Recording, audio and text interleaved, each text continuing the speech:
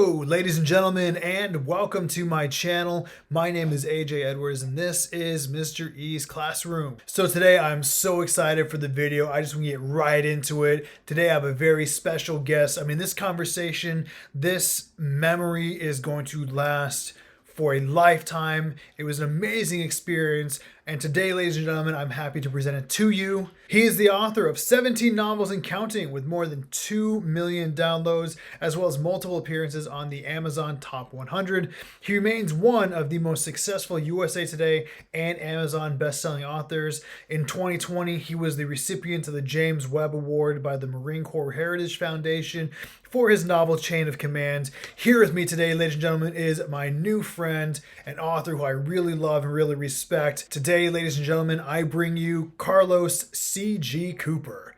Let's hit it. So, Carlos, welcome to Mr. E's Classroom. Thanks, AJ. Thanks for having me. And man, that really made me sound like somebody important, although that's not how I feel. No, I think you're pretty special in my book. So let's start this off the way I normally start these off. Carlos, what are you reading? Oh, what am I reading? Yeah. So I'm kind of a weirdo. I read, if you could see my nightstand, I have, well, right now, because I had to clean up a little bit. Right now, I have about 10 or 15 books stacked up, and I tend to read like 20 to 25 books at a time. Mm-hmm. All in different phases. Sometimes I'll just kind of churn through ones that I'm listening to on Audible. So I love listening to books on Audible. It's one of my favorite new technologies. It's called Donovan. It's about Wild Bill Donovan, who was the first director of the OSS that then became the CIA, and it's fascinating. But it's like 30 hours long, so I can't listen to it in one sitting. But yeah, I read a lot of nonfiction. I'm reading the 48 Laws of Power by Robert Greene right now. I'm also reading a little bit of fiction. I actually just read My Side of the Mountain, which is, required reading for kids. Wow. I had never read that until my son got it as a gift for Christmas. I was like, oh, I have to read it. So of course I read it in like an hour and a half. And it was great. I love middle grade. I love YA. I actually think young adult authors do it better than adult authors, Mm-hmm. And again, the people writing YA are typically adults, but just the way they write, like you and I talked the other day about the Twilight series. I've read the Twilight series twice. I don't know. I think to me, it's great characters. It's great story. There's a couple mushy parts in there that I probably wouldn't have written personally, but it was great. There's a reason why they were so popular. Same thing with Harry Potter, right? Like you just dive in. I love the books. I love the movies. I just watched the 20th anniversary special. Like I'm a big Harry Potter nerd. So yeah, I have a big pile of books that I'm reading at any one time. And, all you got to do is look on my phone and see what I'm listening to on Audible. I think I've got 5 books going right now on Audible. And I just switch it up because I like the different flavors. And to me, it's a little boring going straight through one book. Yeah. I wish I could spend a moment in your brain, because I used to be that way, where I would have, several things going at once. But I don't know, it just, as I got older, once I hit, my late 20s, early 30s, like then I just got to the point where I was like, you know what, I don't know. I found it, I would forget things. I don't know if it's because I'm getting old, I'm starting to see more of the grays, and even in the beard too. But yeah, no, it's amazing though when you talk to different readers and writers and like creative people, because there's people like you who juggle 10, 20 things at once, and there's people like me who, I think I could still, but I think that I don't. My preference would be to maintain that more focus, because I worry about forgetting things. And I think, when I was teaching, my first couple of years teaching, and I'm doing these new novels with my students, I'm rereading, or for the first time reading, something like Nights by Elie Wiesel, or To Kill a Mockingbird, which is still one of my favorite books to work with, or my favorite book to work with, Great Gatsby.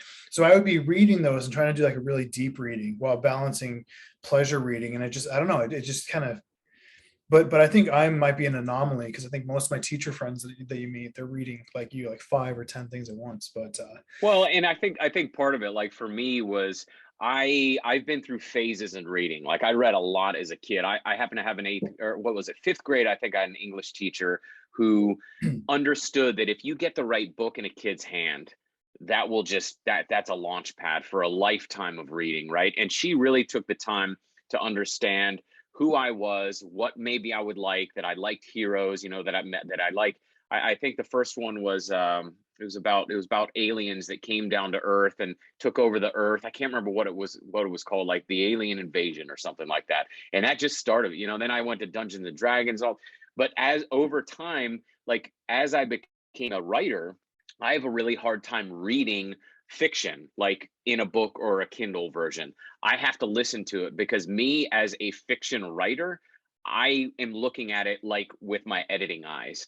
Mhm. So for me, it has to be a passive thing. And the other thing that I let myself do is just enjoy it instead of trying to remember everything. Like I went through a phase where I would be reading a book and I would be taking notes as I was doing it, thinking that was what I was supposed to do. Yeah. I've just thrown that out the window. In fact, like last year, I heard one of my favorite podcasts. This guy said two things. He goes, one, I don't have a budget for books. I buy whatever I want in books. Two, if I'm reading and I get through one chapter and I hate it, I don't feel bad just putting the book away and never picking it up again. And to some people, that's absolute sacrilege. You know what I mean? But for me, I'm a little kinder to myself as a reader because I do this for a living. It's a little hard sometimes Mhm. to dig into a certain book because I'm looking at it so analytically that I have to step back and go, you know what? Just breeze through it. Just enjoy it. You'll get your little nuggets. My whole thing is that if I get one or two nuggets out of like a nonfiction book, then I'm doing all right. You know, then I'm doing what I'm supposed to be doing.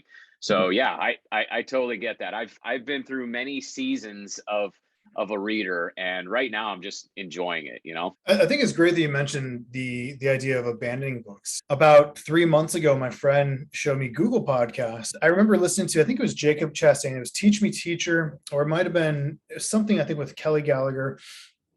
And they were talking about the idea of kids abandoning books and like encouraging kids, hey, if you don't like it, like choose something different, right? Like the idea of giving kids more choice, giving kids more access to libraries within the classroom, or we're just walking down the hall to the library and letting kids know that like it's okay to not like a book, put it away.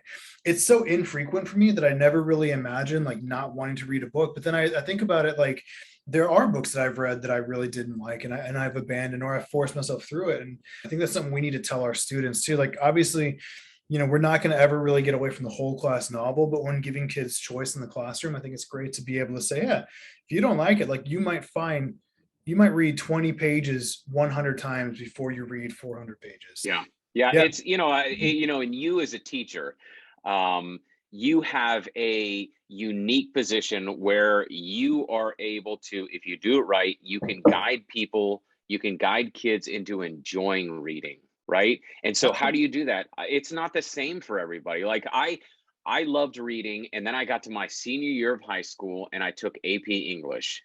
Mhm. I hated it. Hated it. We had to read Moby Dick. We had to write essays. We had to do all this stuff. And I'm not gonna lie, man, it stole the joy of reading from me for a long time. It really, Yeah. really did. And again, it's, I get it. It's part of a class. It was really my fault for signing up for that class. I shouldn't have been that class anyway.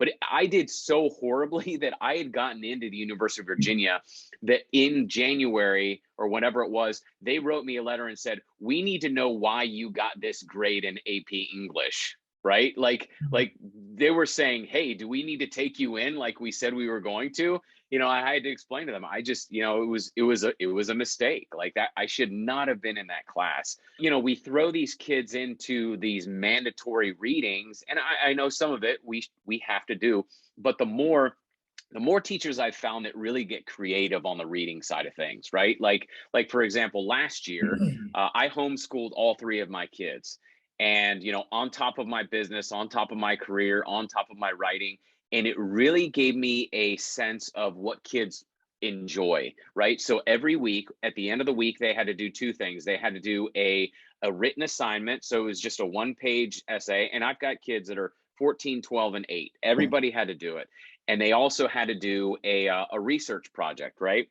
So they got to get creative on it. But I learned that from watching teachers that were really creative and curious. And hey, every kid is totally different. Like, and I'll give you an example. My middle child, he procrastinated on the very first project he was supposed to do, right? And so I made him stay up like the night before. And I was like, hey man, you got to do it. I've been telling you all week, you got to do it. So what does he do? This kid gets really creative. And you know what his project was on? His project was on why you don't wait until the last minute to do your project. And it was awesome. I mean, he turns the thing like before he shows us, he goes, hey guys, just want to let you know it's okay to laugh during this presentation.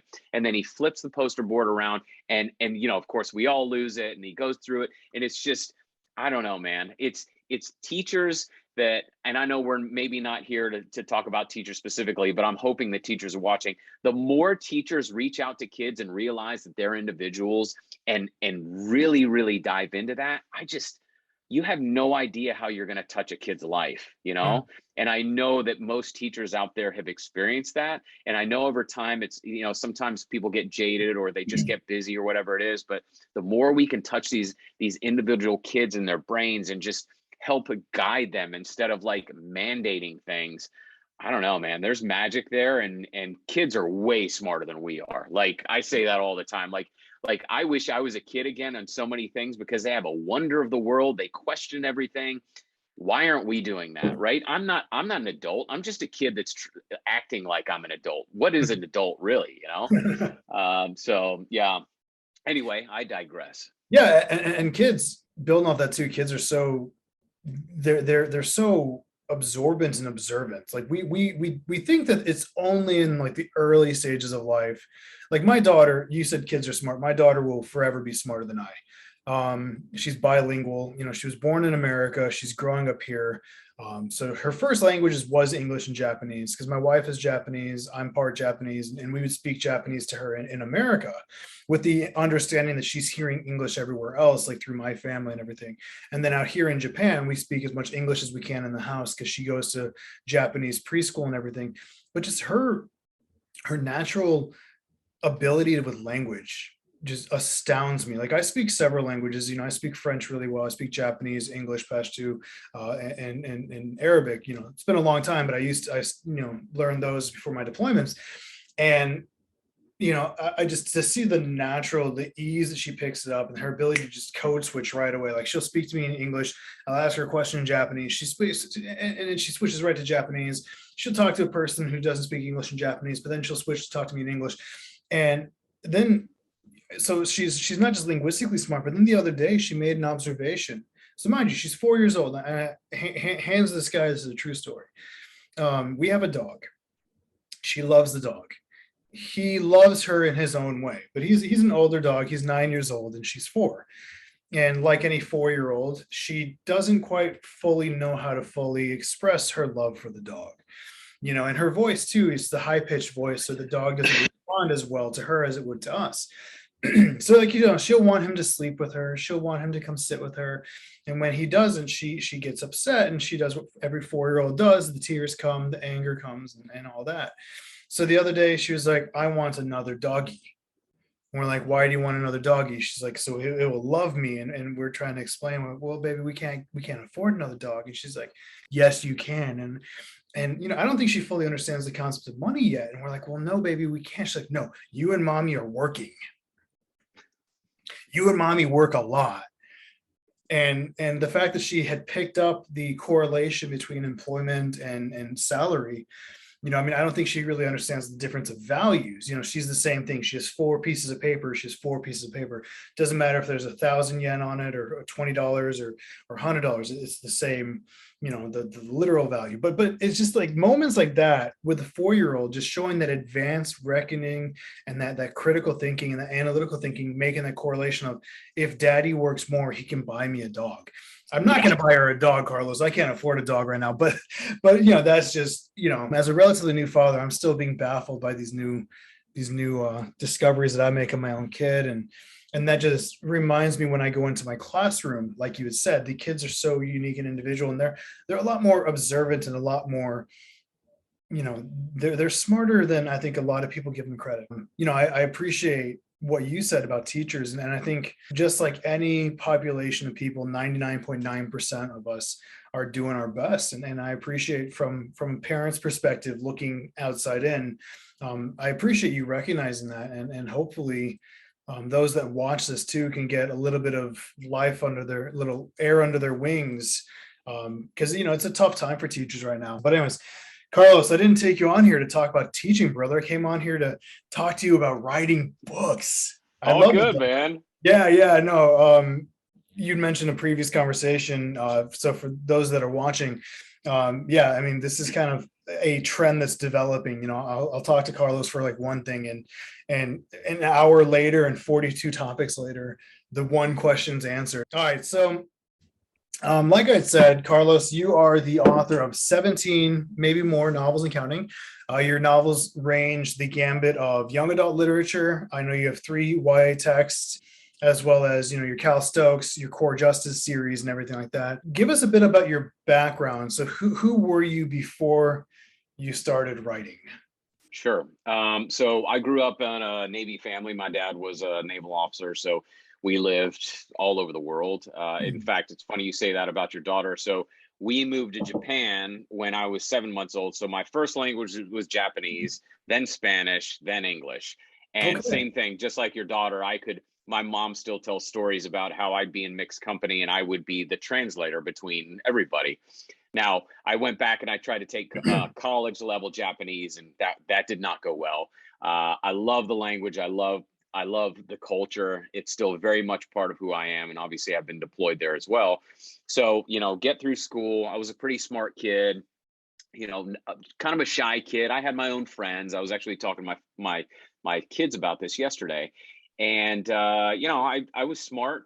Got to college, realized that in college you actually have to try. And long story short, I almost failed out. Some personal things there in my last year. I was in ROTC, so I knew I was going to be a Marine, but I almost wasn't. And I was lucky enough that I had a couple officers that said, no, you know what, we're going to give them another chance. So I spent the rest of the summer, finished up, did great, got commissioned. I became an infantry officer, spent 6 years in the Marine Corps. So fast forward, got out, ended up here in Nashville, Tennessee, and kind of bounced around. I did not know what I wanted to do. Forever I knew I wanted to start my own business. So at one point I did. It did okay, but honestly, I did not love what I was doing. I was in the property management business. And one year, I think it was 2010, we went down to Disney World we had 2 kids at the time. And for some reason, I sat down when they took a nap one day and I just started writing. And that was the first Cal Stokes story. That was then called Back to War. And kind of got up from writing, and I've written like 4,000 words, and that was like the most I've ever written in my life. I was not an English major. I was a foreign affairs major. I enjoyed history, but I never excelled at any of those things. Everybody always asks, "Oh, well, you're an English major." Oh no, in fact, no. I don't like grammar rules. I don't like, I know enough of the rules so that I can break them. I have an editor. I have editors that fix my things, and obviously I've learned along the way, and I'm a pretty good writer because of that. Am I a phenomenal writer? No. There are plenty of people that I put way above me, but for me, that's great because I get to keep working. So anyway, I learned how to publish my own book on my own, put that first one out there. I still run a company, and it sells like 2 copies one month and then 25 the next. And I ended up selling that company, and I didn't know what I wanted to be when I grew up. So lucky enough, I have a wife who is very, very patient and gave me 6 months. I said, hey, give me 6 months. I'm going to try to write 2 more books and figure out this whole book business. And it was a deep dive. I mean, I would stay up until 3 a.m. reading, back then it was Joe Conrath, who also writes under J.A. Conrath, I think. He was the only one talking about self-publishing at the time in very, very long form. And he had lots and lots of blog posts. And I would years followed his whole career. And I mean, I would read until 3 a.m. And that's the piece that people don't get. All right. When people ask me, how do you do this? How did you do this? I did the deep dive. Like, people assume that, oh, you can make a career as a writer by just writing. I don't believe that. I think you have to learn. I'm a business guy anyway. So I paired up my business sense with my creative sense. And when you put those two things together, magic starts to happen. Did it happen overnight? Absolutely not. There have been many ups and downs, and Amazon changes the rules all the time. And I'm very lucky to have Amazon in my life because that's where all my works are. It's a great reader experience, but the rules change all the time. And just like any kind of business, you have to keep learning things. It's never static. You've always got to be building or tearing down or starting over or doubling down. And so just over my career, I've been very lucky to, that's been over 10 years now. Consistency in writing is huge. I have so many writers, would-be writers say, hey, what do I need to do? I have this great idea for a book. I tell them one thing, just sit down and write and then come talk to me, right? Like I will tell you anything. I will sit down, I will show you everything I've ever done. But you know how many people have actually taken me up on that? Maybe two. Mhm. Everybody else, they want like, hey, what's the easy button, right? What's the magic pill? Like, what's the magic bullet? They don't want to put in the hard work. And I don't mind saying that because I remember asking early on, so LT Ryan Lee is same genre as me. He's a multi, so he's probably like 10 times what I am on the seller charts. And I reached out to him early on, probably about a year into me actually writing, and we became friends. Well, then you put Robert J. Crane into the mix, like he's become a very good friend and wrote a blog post that just exploded my mind, like took my business from this to like way up here. And I remember asking both of them separately. I was like, why did you even talk to me in the beginning? Like why did you spend the time? And they both said the same thing. They said, because when we told you something, you actually went and did it and then came back and asked for more. And they're like, and that's the way I feel now. It's like, if you put in the effort and show me that you want this, dude, I will do anything I can to help you. But most people don't want to do that. They just don't. And that's not just in writing, right? That's in so many things. Like, why is it so hard to build a business? Because if it were easy, everybody would be doing it. Yeah. Same thing with writing. So I just, I really try to beat that drum of it's all about writing. It's all about writing. It's all about writing, but you got to learn the business too. You can just, I'm everything. I'm the marketer, I'm the publisher, I'm the everything. I'm the writer. I do it all. I manage my own social media. Now I have people that help out with all those things because I've gotten to a certain level. But in the beginning, you got to do everything. I mean, Yeah. I remember formatting paperback books in Microsoft Word, and that was horrible. It was one of my least favorite things that I've ever had to do. But I learned how to do it because I knew I had to do it. So when your back's up against the wall and there's no other option, I don't have money to go pay somebody to do it. You just learn to do it out of necessity. And that's where I learned so many lessons, and I screwed up plenty. I mean, I overpaid for stuff. I should have paid for other things. Like I've learned a lot of lessons, and I continue to. So it's just, that's where I was. That's where I am now. I feel like we're seeing another shift in the publishing industry right now, and we're kind of, as authors, looking at it, going, okay, what's the next move, right? Like, where do we need to advertise, or where do we need to spend money? Where I see it right now, the authors that are doing really, really well is they're very, very highly engaged in a transparent way with their readership. Yeah. Like they take care of their readers, they listen, they are who they are. Like, who you see on the screen is who they are at home. And one great example of that is my friend KF Breen. She writes fantasy, some YA, that sort of thing. And this past year or two, she's just exploded because she's made the effort to just be super, super engaged with her readership. And that's so cool. I mean, it's just, I don't have the energy to do that. I just don't, because she puts so much into it. She really, really does. I'm learning from her, but it's a full-time job. It really is. And it is a great job. I don't want to do anything else. But it's still a job, like being a writer isn't just, oh, la-di-da, I get to go off to fancy places and write books. I'm sure a couple people in the world get to do that, but not in the beginning. You got to start somewhere. So you didn't start off in some like Parisian cafe sipping an espresso with a fountain pen and a small little notebook, just writing the next great American Nope. novel. Okay. I was on my laptop writing, locking the door on my lunch breaks in my office. That's when Mhm. I wrote. I never realized because I've always been into books, and I write a little bit. I might send you a couple of short stories that I've written because why not get some other eyes on it? But I never really thought about the novel's finished, now what approach. And you're right. I mean, there's a bunch of changes, and this is from an outsider, so correct me if I'm wrong. But it used to be you send your manuscript to 15, 20 editors and publishers around the world, probably in New York, because that's where all the sexy ones are at. And then you get 15 or 20 rejections, then you do it again and again, and then you finally get one that prints you, and then that's it. So a lot of us, I think, are under the impression of, well, I finished my novel, that's done, send it away. But I think what I've noticed through talking to you and my friend Michael Baldridge, who I interviewed last year, he's another Marine that wrote a book. The do-it-yourselfers are kind of taking over.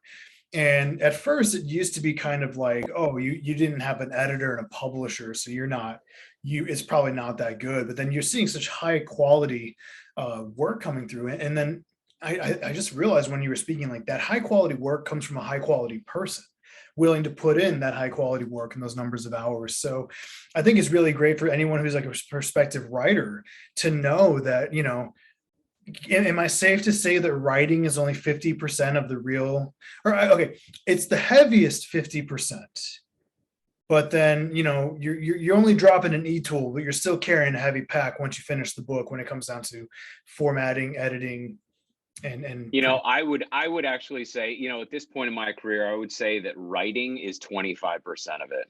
okay, okay, Just because you got to do the launch, you have to have an editor, you have to do all these back end things, and again, that's what makes it not for everyone, yeah, right? Like, I think some people have a dream, like you said, of writing a book, giving it to somebody, and not having to deal with it anymore. Maybe go do some book signings or whatever. That Sure, do people do that? Absolutely. But I've met a lot of people who have, and I've never had a traditional deal. So I've never had a deal with like a New York publisher. So I don't know exactly, but I have plenty of friends who have. But from personal experience, I know that I have a lot of flexibility. But with that flexibility comes all the responsibilities on me. And to be honest, a lot of people don't want that. They want to be able to, if their book doesn't sell well, they can say, oh, well, my publisher didn't really push it, or they didn't do any marketing, they didn't put any money behind it, or they didn't give me an advance. Like, I've always been, and maybe this is the Marine in me, like, the buck stops here, right? The reason it didn't do well isn't because of all these other things. I didn't do something right. So what's the lesson that I have to learn? And this is from, I've written almost 40 books up to this point, and I'm not even close to being the most prolific of my friends.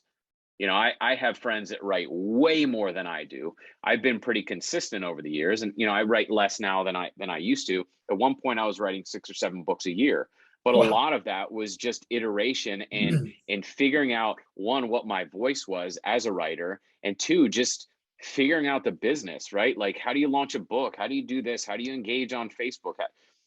It's just, if you completely immerse yourself in anything, you're going to learn so much faster than the person who's just dabbling in it. you've been writing, and we've mentioned Cal Stokes a couple of times, and that's what got me introduced to you as a reader. The Core Justice series, it was like, again, it was Kindle Unlimited. It was a 3-pack, and I was like, you know what? It's free, right? So why not look into it? It had core in the title, and as a lot of my viewers know, I'm a Marine. You're a Marine. I think that'll never leave your identity, because like I've been out since 2012, and it's still. I mean, there's a Marine Corps mode. I mean, it's in your soul. But I read the book, and I really I connected with the characters. Cal Stokes. You don't want to mess with him. It's that what's that? The samurai is, he'll tend to his garden in the morning, and then he'll be slaying bodies in the evening. And it's that the idea of like the silent, gentle warrior. But what really got me though is like, it wasn't just like a rah devil dog kill get some book, but it actually had a lot of depth to it, a lot of development to it, and a lot of life to it. So my question is, that was book one. I believe, if I'm not mistaken, you have a new one coming out in March, but you've written, I believe, more like at least 10 of the Core Justice series books. How do you find the inspiration to create a series? Like, after you've done something Yep. for so long, how do you still keep it fresh, and how do you keep the characters relatable to your audience without sacrificing the overall value of the work. Sure. Yeah, and it's a good question because yeah, the book I have coming out in March is book 18 in this series, That's right? what I So said, 18, of I've course. been yeah, I've been writing it for a while, and there was a point where I was like, I don't know if I can write this anymore. Hmm. And I had to go to my writer friends and go, dude, how do you keep writing? I've got friends that have books, 30 plus books in their series, and Jeez. really what it comes down to is what what excites me. So for a period of time I was kind of doing like the rip from the headlines, right? So I would read something like, I keep up on everything. I don't watch the news, but I devour news, like just reading it.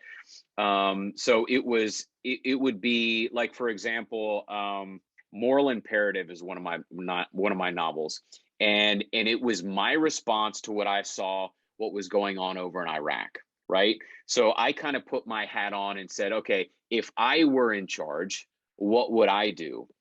And then step two was, if I was in charge, what would I make my lead character do? And how would he react to it? So really that's what it's all about, right? It's all about I call it throw your characters in the lion's den, right? Just make a tiger's pit, throw them in and see how they react to it. And period. Like that's it. And I think for a little bit I really got latched on to the fact that these characters had to keep growing and keep growing and keep growing. That got a little tedious for me because I'm always growing as a human being, but do the readers really want that, or do the readers want to see how my characters, maybe they'll grow in the process, but how they react to certain situations, right? Situations that they might be afraid of or they're interested in or whatever. So that's the tack that I've taken in the later half of this series is, all right, come up with whatever the scenario is, and typically it'll be a scenario with like a new supporting character, right? And throw them into the mix with my main characters and see what happens. And I no longer outline. I don't know what's going to happen. So every time I sit down to write, it's a surprise for me too. And the best thing that can happen to me, man, is I get done, like I'm in the middle of a writing session. I'm like, oh my gosh, that what? Oh, how did that happen? Like, where did that come from? Like, I can't believe you said that. Like, as a writer, that to me, that's the most exciting part, is being surprised by what the characters are doing, because they surprise me all the time, Yeah. and they're talking in my head all the time. But it's like what they do on paper, and I don't write anymore. I dictate and then have it transcribed, and then we edit it after that. So I've had to also learn how to tell a story with my mouth, right? Yeah. Which is how we were made to do it. But it's a different way of storytelling. But I also feel like it's given a different richness to what I do and how I do it. So it's fun. It helps me write faster. I'm this next novel that I'm going to write, I'm going to try to do like just do it in a week. Like, Oh, the wow. only thing I'm going to do every day is just write. That's my challenge to myself, just to see if I can do it. I think my quickest one before was like 2 weeks, but I was still clacking away on that. So we'll see if I can do it. But yeah, it's just it's keeping that spark alive, because it's really important to have those characters, because especially a long running series, your readers really get attached to those characters. Yeah. And yeah, I've said this before in other interviews. I'm a huge fan of masterclass.com, Hmm. and I watched one of the first ones I watched was Shonda Rhimes, who did Grey's Anatomy and some other huge shows. And in that, she said when she realized that her fans were spending more time with the characters she had written than their own family and friends in real life, she goes, that woke me up. That made me realize that I had a certain responsibility to my fans, right? To my viewers. And so that's what I try to bring into it is a lot of people think these people are real people, even though they're not. And I mean, I've killed some people off. I've almost killed some people off. And man, people will write in and say, I can't believe you did that. I'm never reading your stuff ever again. I'm sitting here going, that was not a real person, but Yeah. whatever, to each his own. So it's you have to take that responsibility. And for me, I do take that responsibility on because my readers have become very, very good friends, many of them. So I want to make sure that I'm doing them the right service. So, Yeah, and I remember complaining to you like the first time we talked about a character that you had killed off that I enjoyed. So I won't go into detail. You got to read the books to find out, but there is somebody who dies in book 3. It's close to home. You think they're gonna make it in that last second, all of a sudden there's like an explosion. So thanks a lot, Carlos. you're welcome. You took one of my friends from me. So when you're creating your stories and you're introducing new characters, that's one thing that I noticed, that there's always someone new. I mean, you started a whole new series based on one of your characters from Core Justice, this branching into his own world and his own mission.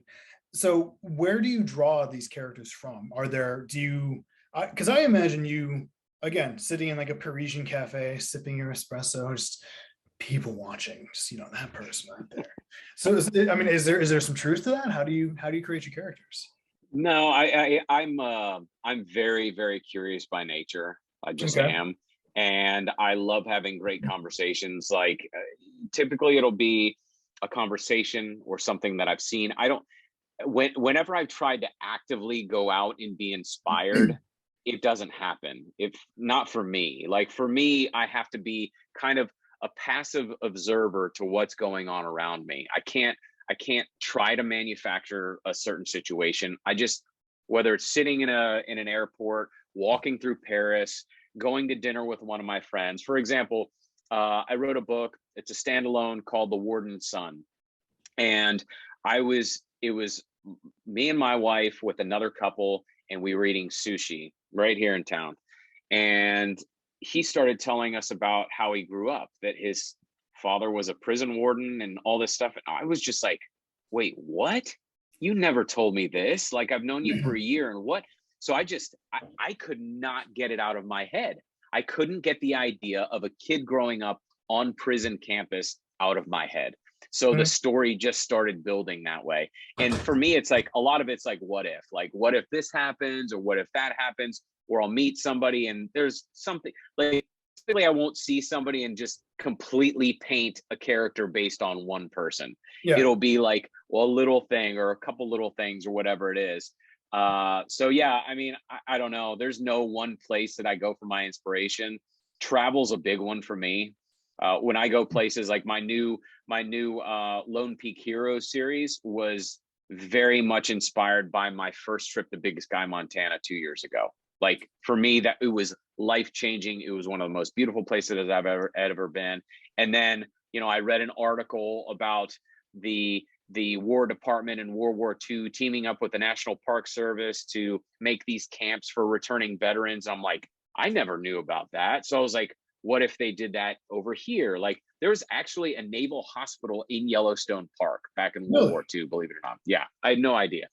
So Yeah. it's like, you start piecing these things together, and it's like, for me, it's almost like Legos, right? Like I find one over here, I find one there, I find one there. It's almost never like a linear path for me. Yeah. I'm curious about something, I read something, I see something, I listen to something, and it all kind of works together. So I have to be constantly filling my brain with all these different things. And maybe that's one of the reasons I read, 25 books at a time, is I never know where the next inspiration is going to come from. I really don't. All right. Well, I look forward to book 19, where you have a high school English turned history teacher, handsome, really tall, not 5'6", but maybe like 6'5", plays basketball really well, really good singer, clean cut. Yeah, I look forward to I that. see it. I see that. I see it. Yeah, absolutely. So at this point in your career, again, book number 18 comes out in March. You've mentioned you have your young adult series, you have your Daniel Briggs, you have your Cal Stokes. At this point in your career, how do you continue to write? Like, is it passion driven still? Is it, I mean, obviously making a living is a huge plus. So is it more obligation or desire at this point in your career? I think it's both. I mean, I'm not going to lie. I don't want to stop getting paid. I'd be stupid to say, oh, I do it just for the art. No, that's completely BS in my case, right? Yeah. But another part of it is I feel like there are always going to be questions to be answered. And that is how I answer a lot of questions, is by writing and by finding the answer on the page. Whether it's pain that you're going through. I did a kind of a quick speaking engagement at the Cohen Center, which is up in Clarksville, where the what is it, the 82nd Airborne's at, and they help veterans' families, veterans who've been through trauma and all sorts of things, substance abuse, and we talked about how art, writing specifically, can help people get through hard times, right? Or great times, or whatever it is. Like that's what I love about art in general. Like, you can just express yourself, whether it's anger or sadness or happiness or joy or whatever it is. Like, it's just such a cool medium. So me as a human being, I'm not going to stop going through all these highs and lows of being a human being. So one of the ways that I deal with that, one of my outlets, is by putting it on paper and sharing it with the world. Because one of the best compliments I can get from a reader is them saying, "How did you know?" Or, "I can't believe you wrote that. Like, were you watching my life?" You know what I mean? Or, "I feel the same way." Like, so you all of a sudden you have this connection with people, and they really feel like they know who you are. And that's why I really like, who I am here is who I am when I go downstairs and I go talk to my family, right? Like there's no separation. Some people like to do that, they have their public persona and their personal. For me, I put it all out there. I am who I am, so that when readers read my stuff, they understand more of who Carlos is, Yeah. who I am as a person. And maybe that's part of it, is I'm still trying to figure out who the heck I am. I'm 45 years into this world, and I'm still figuring it out, man. There's so many questions that I have. I'm not going to have enough time to answer all those questions, but hopefully I keep doing that, just one book at a time.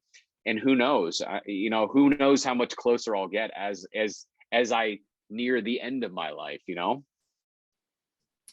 The reason why I'm really excited to know you, and the reason why I'm really excited to talk to you, and kind of connecting with what you had said, one of the things that really stood out to me about you personally, because when I was my first teaching gig, I was the host of a book club, and we were trying to get some guest authors to come. And I'm not going to say the name of an author, but we had one author who her company demanded $30,000 to come and talk to a high school. I never talked to the author, I mean, I was shooting kind of aiming high, you know what I mean?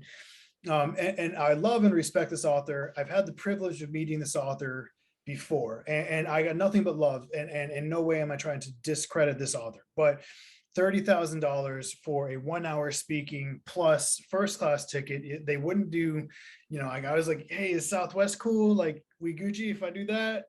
$79 from there to Denver. Come on, I'll pick you up. You can stay in my guest room because the hotel's kind of expensive. And it ended up, I mean, obviously a high school, we're not going to pull in 30K for book club. And then I talked to another author who was really great, $500, they'll take whatever. We ended up not being able to do it. A lot of miscommunication with the school. But what I'm trying to get at is, my friends were asking, how did you get a hold of like an Amazon top seller, a man who's doing what we love for a career? And I was like, I sent an email. And I think that's one of the things that resonates the most. One, I mean, obviously, I think we talked about this before. There's that connection as veterans, and it's not just like I think there is a very strong Marine Corps connection, but like veterans in general, we have our own community, and we kind of stand up for each other pretty well. But the idea is, like, I sent you an email and I was like, "Hey, I'm a high school teacher. I have this YouTube channel with 131 subscribers." So again, I want to reiterate to the people watching, Carlos has written his 18th book, 2 million downloads. Like, you're not like just some Joe Schmo sitting in a home office writing one book every 10 years thinking you made it. Like, but the fact that you're willing to sit down and connect, you talked about engaging with your audience. Like, again, I have 131 subscribers. This is probably not going to help you sell more than maybe 20, 30 books. I hope. I mean, everyone buy Carlos's book, not just to support the man, but the art is pretty freaking good. But the humbleness and the kindness that you've extended. I appreciate that you are willing to connect with your audience in this way. And again, the authenticity is huge. No, Yeah. but it's true. It's the connection part is for some people, right? Like, I'll freely admit that there are authors out there that are only, they're in it for, they love to write, they're phenomenal writers, but maybe they're not people person, that maybe Yeah. they just don't like people, and that's fine. um I know how it makes me feel when somebody doesn't answer my email or doesn't respond to my text. And I'm not perfect, but I respond to my emails, right? And I know there's probably authors out there that get like slews and slews of emails. I don't get that many that I can't respond to them personally. And Yeah. sometimes it's just one line. Sometimes it's like somebody will give me like a page of, hey, this is why I love everything. And I'll be like, man, thank you so much. I really appreciate that. That really touched home. Have a great day. But give them something and just listen a little bit, because it really goes back to the golden rule, right? Like, do unto others as you would have them do unto you. Uh, it's not that hard, but people make it hard, or they procrastinate, right? So all of a sudden, one email turns into 100, and they've gotten behind. And I've got friends that aren't very good at it, and that's fine. They're super successful, whatever. But for me personally, this relationship, to me, if I sell no books, I don't care about that, right? Like, for me, dude, if I ever end up in Nagoya, I know I can look you up, and we'll have a good time, and we'll have great conversations, Yeah. and all that, right? Like, to me, it's way more about the connection. But I also believe that if you do the right thing, that you'll see the wins in the long run, right? Whether that's monetary, spiritually, personally, whatever it is. Just do the right thing and be nice to people. Why are people mean? I don't get it. I don't know. I mean, I used to have a temper. Sometimes I do, but still, it's like, life's too short to be angry at things, man. It Yeah. really, really is. Just be nice to people. So one thing that also really gave me the desire to reach out to you, and this continues with our conversation about connecting with people. You did something that I've never seen before. You put yourself out there in a way that really it shocked me, and I was wondering, like, when I first saw it, I was like, this can't be real. So Carlos, at the end of both box sets that I got, you put a message at the end of your books that included your phone number. Tell me about that. Why did you do that? Because to me, I can't imagine that's so much vulnerability, but that's also so much openness, and it's Yeah. great. So Well, I think it has everything to do with where I've been and how far I've come. And really, what it has to do with is the people that have helped me along the way, right? I am, and I've talked about this in other forums. I'm a recovering alcoholic, right? So along the way, many people have helped me. I've been very, very lucky with my wife, with my family, with my friends, people who helped me and didn't need to, right? Like, why did you help me out? Because you're my friend, right? That's what I was told. So then, when I was given this platform, when I was given these new friends, these new readers, and they were in pain, like I've talked to a few years ago, in the Marine Corps, we don't like our Marines to be alone on Christmas or most holidays, right? We really try to have them do something, whether it's come to the chow hall or go to somebody's house or whatever. So I think it was back in 2017. I had the idea of, what if we do this for my readers, right? And so that's when Operation No One Alone on Christmas started. That was the first year, 2017. And I think we called, like, so I sent it out to all my readers. I said, if you're going to be alone on Christmas, please give me your information here. We are going to call you, me or one of my team will call you on Christmas Day. I think we had like 8 people sign up. But what really blew me away was, and I didn't ask for this, the 50 people that email me and go, hey, if you need help on Christmas Day, let me know. I'm happy to help. Blew me away. So of course, since then, I not only send a email out asking for who's going to be alone, but also who would like to help. Well, do you know that, I mean, that first year, I talked to a couple readers, one woman who's absolutely phenomenal. She's become a good friend. and she had recently lost her husband. And the fact that she had the courage to put her name into a spreadsheet, the courage to have a stranger, me, call her, the courage to tell me her story, and not even talking about the courage to keep living after the person that was most dear in her life died.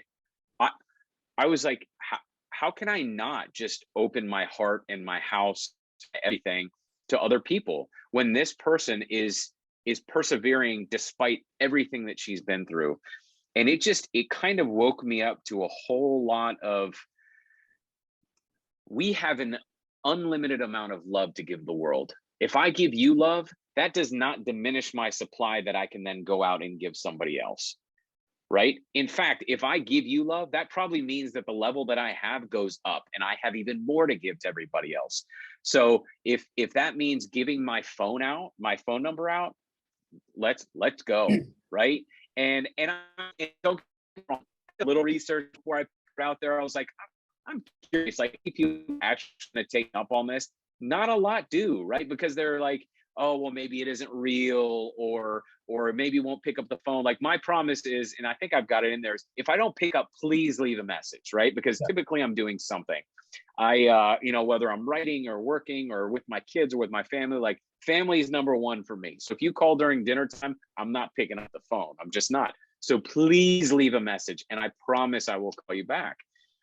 So for me, it wasn't that big a stretch. I've had people go, dude, you are absolutely crazy. I can't believe you did that. Aren't you scared that somebody's going to, I'm like, no, I'm not, like, I have to have faith in other human beings that they're going to do the right thing. And they do. When we put that love out there, man, I'll tell you what, 99.99% of people will do the right thing. They will. Are there Yeah. other jokers out there that are going to try to take advantage? Sure. But I can't control that. I can't. What I can control is what I give out.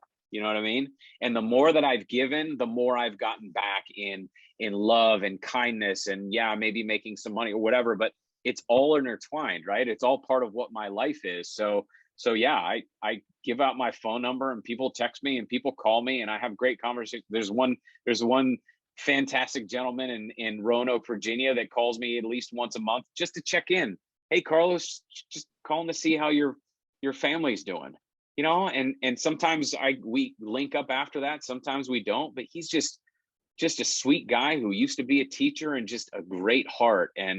And that's given me, because I put that out there, it's given me the opportunity to connect to those people, right? Oh, and by the way, Christmas 2017, because of the conversations, that led to a book that I wrote called To Live, which is probably one of the most profound things that has touched readers' lives, because it's about going on after loss, right? But it was number one inspired by my readers.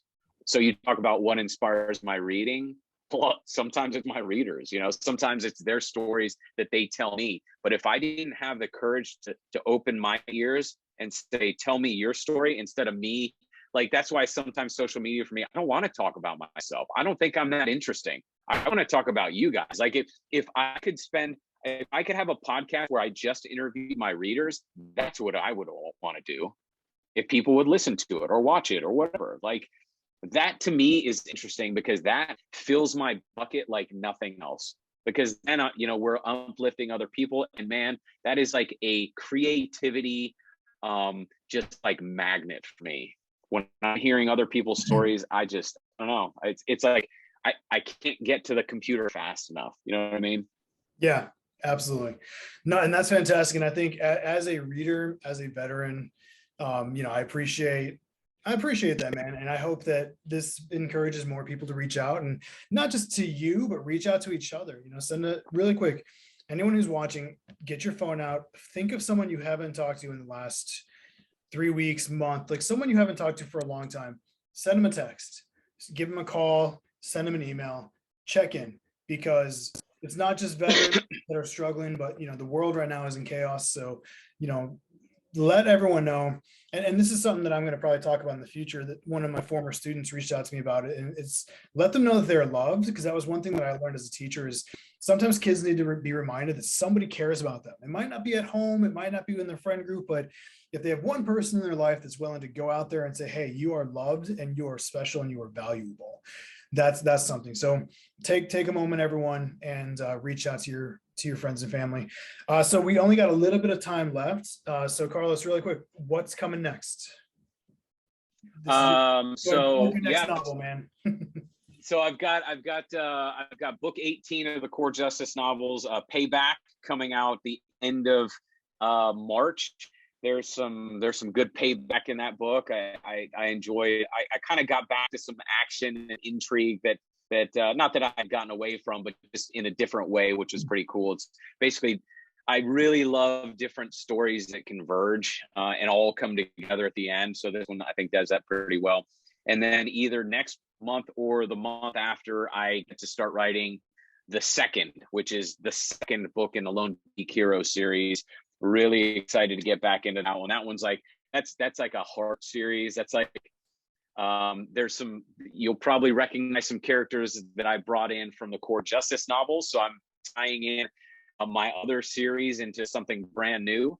And yeah, just getting back to reading, back to writing, obviously reading all the time. But then I also, I have another position as EVP of the literary division at Why and How Management.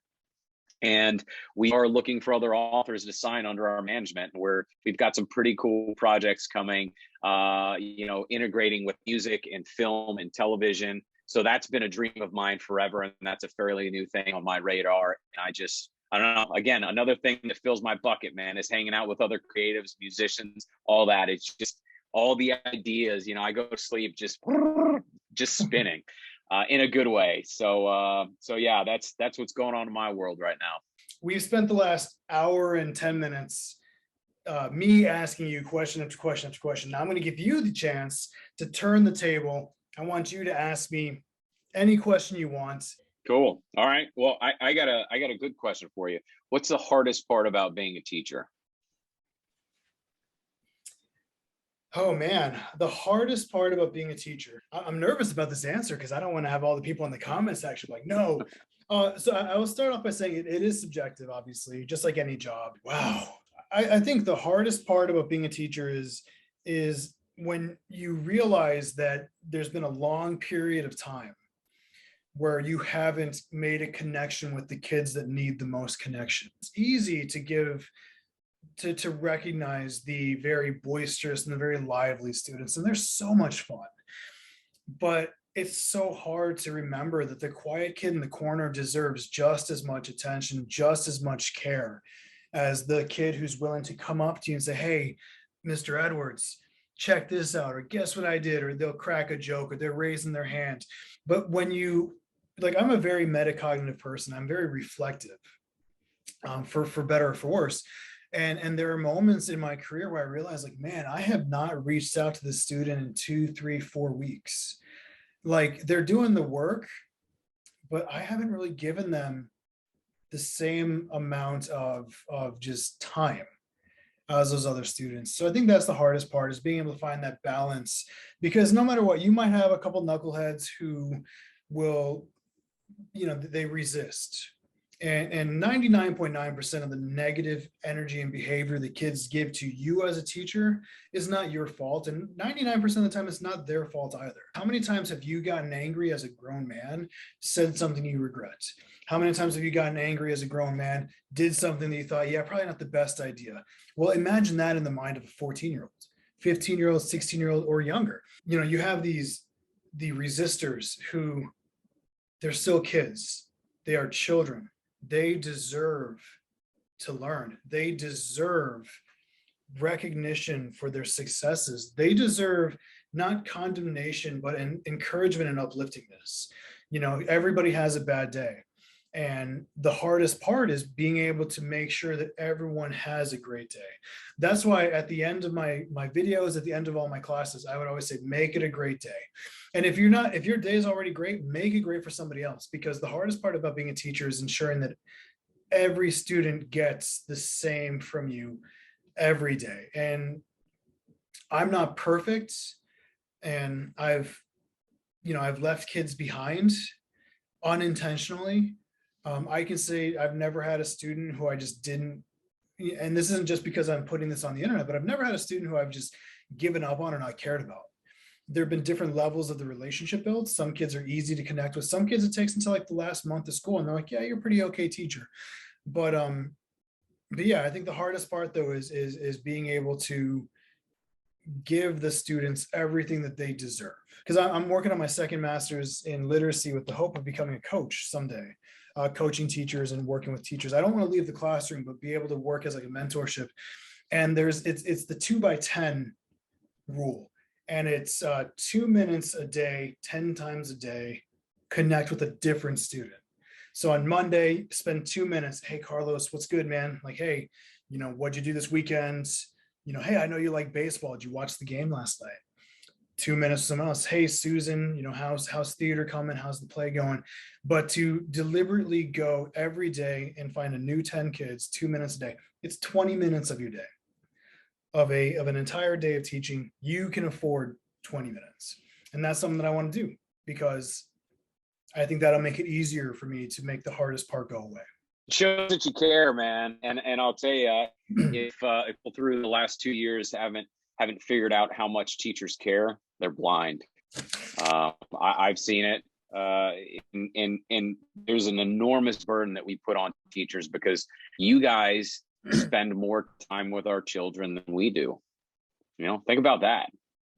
I don't think people think about that. It's I think some people see it as built-in childcare, whatever, but at the same time, let's give credit where credit's due. That person, that teacher, is spending a lot of time with your child. So are you going to support that teacher? Are you going to give them love? Or are you going to nitpick everything that they do and complain to the principal and this and that because little Johnny's not doing what they're supposed to be doing? Well, maybe you should take a little responsibility on what little Johnny's doing. I don't know. That's just me. That's a personal responsibility thing. That's something that I learned from my family, that we before we start pointing the finger, maybe we should look in the mirror and figure out what we're not doing correctly. You know what I mean? So thank you for what you do as a teacher, and to everybody else out there who does a very hard job. I could not do it. I know that. Oh, I appreciate it, brother. So before we leave, how can we get a hold of you? What's the way for us to?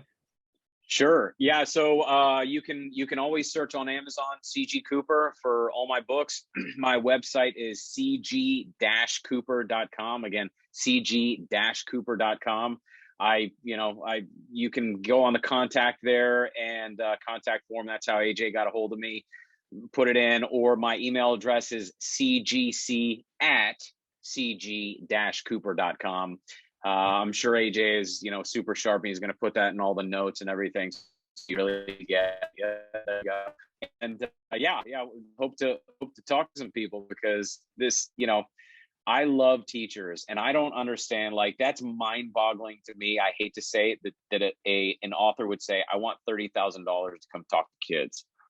That some level doesn't make me very happy. You know what I mean? Like, I want to go talk to children, and I think more authors should. Yeah, absolutely. All right, brother. Well, I appreciate your time. So thank you. And I hope to do this again soon. This is fun. Yeah, man. Thanks for having me. I appreciate it. All right, everybody. That was a fantastic conversation with the author, CG Cooper, Carlos Cooper. Really amazing guy, really great author. I highly recommend you check out his books. They're really great reads. You can find them all on Amazon. I'll include the links in the description below, how you can get a hold of Carlos, how you can get a hold of his books. And yeah, be on the lookout for his new novel coming in March. I hope you all took some notes on not only what it means to be a professional writer, but the steps taken to be a professional writer, how to continue creating something original as you progress through making a series, or how you help draw internal inspiration to create the characters for your audience to fall in love with it. And ultimately just another way of how to reach out and connect with human beings. I think we need more of that today. We live in a society where I live in Japan and I'm talking to somebody living thousands of miles away in a totally different time zone. It's 7:30 in the morning for me. It's 4 p.m. for him. I mean, we live in a world in which we need to be able to reach out and talk to more people. So, gentlemen, that was such a wonderful conversation with a really awesome human being. Not only is he a good writer, but he's just an all-around good person. So please check out his website, cg-cooper.com. Go on to Amazon. You can get all of his books there. Most of them are Kindle Unlimited, so you can get them for free. Check out his books. You won't be disappointed. Support a guy who is willing to just sit down with me, 131 subscribers, okay? I'm not remotely anyone special, but he gave me the time. He gave some really awesome advice too. And I told you at the beginning, this is a memory that's going to last a lifetime. This is a friendship that I hope to last a lifetime. And I'm really happy and humbled to have been able to have Carlos as a guest on my channel today. So as always, ladies and gentlemen, if you haven't already, please hit the subscribe button. I would really appreciate all the support. Give this video a thumbs up, spread the word, help Mr. East Classroom grow into something bigger and bigger so we can get more authors, talk about teaching and learning and literature and literacy, and just really spread this love and knowledge all around the world. And as always, everyone, please make it a great day.